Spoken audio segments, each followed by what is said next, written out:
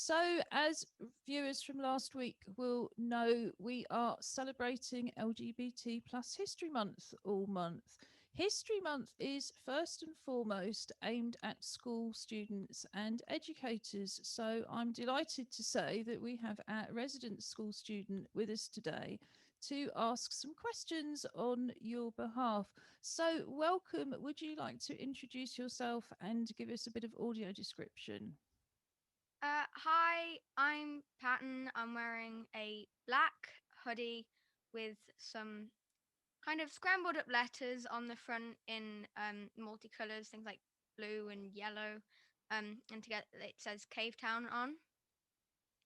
Excellent. So, what's your first question for us, Patton? So LGBT, what does that stand for? I'm glad you asked that because lots of people don't know but don't want to ask, which I think is the other advantage of taking this all back to schools level. LGBT plus also includes, well, let me go back a little bit. I'm co-chair of Regard, and we're a disabled people's organisation led by, as we describe it, LGBTQI plus disabled people. So I'm going to go through the whole thing because it took me a long time to be able to go LGBTQI plus, and now I can say it quite confidently, but I know it's actually a real tongue twister. So the L bit is easy. That's L for lesbian, and that is generally defined as women who have a romantic and sexual attraction to other women. It's a little bit more complicated than that, though, because different European countries, and of course within the UK, we've got lots of people from all over the world, have got different definitions. So if you skip forward to the B for bisexual, where you have romantic and sexual attractions to both genders, because again it's bi, so it's very much seeing things as binary. You're either attracted to a man or a woman, or you're both. But in some countries, if you're attracted to somebody of the same sex at all, you would be described as lesbian. So there are women in the country who identify as lesbian who would still consider having relationships with men. So nothing is as straightforward as it seems. Gay stands, well, G stands for gay, and oh, we've done the L. G is for gay, and usually that's taken to mean a man. But in fact, a lot of women don't like the word lesbian, so they would describe themselves as gay women.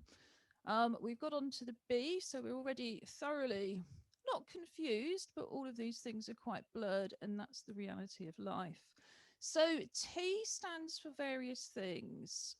Mostly it stands for trans, and those are people for whom their lived identity, they know who they are, but it doesn't compute with who other people think they are or who their body is at the beginning or is seen to be. But it also stands for transvestite, people who cross dress. Again, all of these things are very, very blurred. And I think that's the way that it should be. People are very complex. And of course, everybody changes over time. So we also include Q, and that's mostly queer. Although some people would also say it's about questioning. So if people are questioning their identity, but they're not quite sure who they are, then they're still part of that community included under the Q. And then I stands for intersex. And that's really important to regard because a number of people in this world are not born with either two X chromosomes as a biological woman or an X and Y chromosome.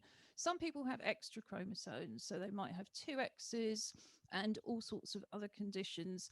So, for example, you can be biologically male, but you can have a condition where your body can't process testosterone. So, you appear biologically to be a woman and you grow up as a woman. And then you might discover when your periods don't start that actually genetically you're male. Intersex people get really forgotten.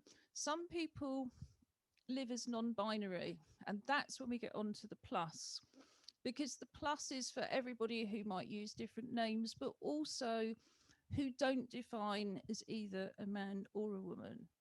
And I think that's becoming, yeah, more and more kind of important, more and more prominent.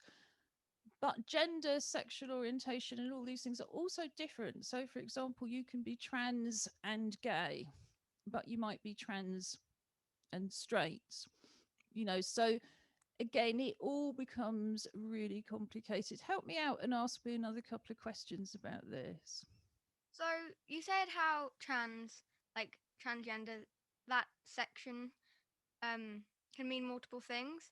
Is it an umbrella? So people who are gender non-conforming and non-binary, are they included in the T? That's a really interesting one. I would say they're probably more included in the plus, but the umbrella is exactly right.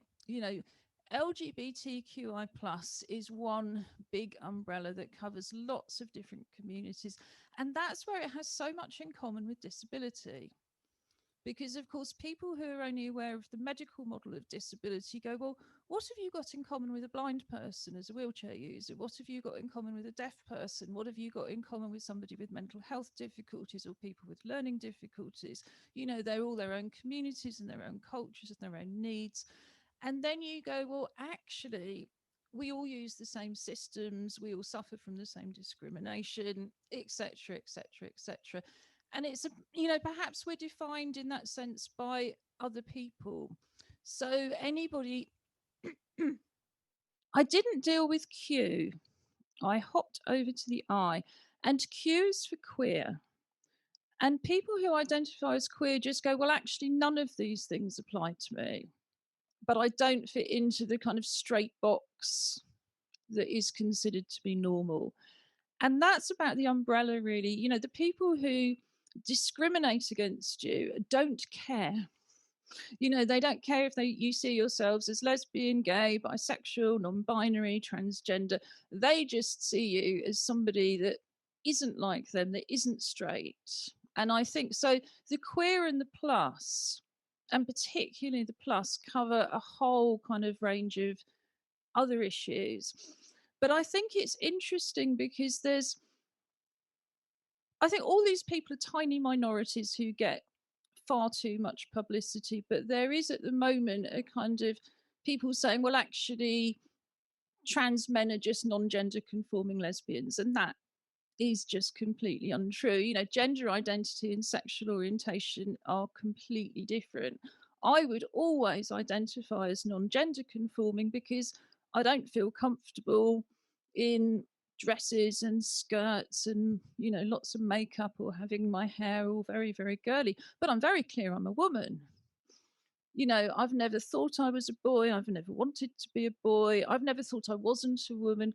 Now, my generation, because I'm 58, so we're sort of the baby boomer generation, probably what we mean by women is different to somebody of your age, because again, as 80s feminists, it was very much we're all people. What really matters is we're human beings and we're all equal and we shouldn't be discriminated against and we shouldn't be seen as lesser. I mean, when I was growing up in the 60s, it was believed that girls couldn't do maths as well as boys. And now, of course, they beat them all the time. So now apparently girls can just do exams better than boys.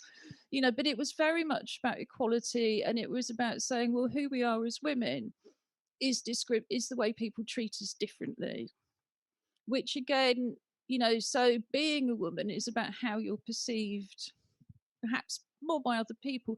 That isn't necessarily the case now. I mean, I wonder now, if I was a teenager, would I think of myself as gender non-conforming or would I think of myself as non-binary? But at 58, I just don't feel masculine at all. I just want male privilege. I want the right to have a comfortable hairstyle, comfortable clothes, comfortable shoes, earn as much as everybody else, and be treated with the same respect, whether I'm disabled, female, or not. But I do think things are changing. What do you think? Yeah, like the way people like around my age perceive things like gender was probably going to be different from people like your age and different generations, because we were just brought up differently and the things we were taught and the way things are shown in media is going to be different.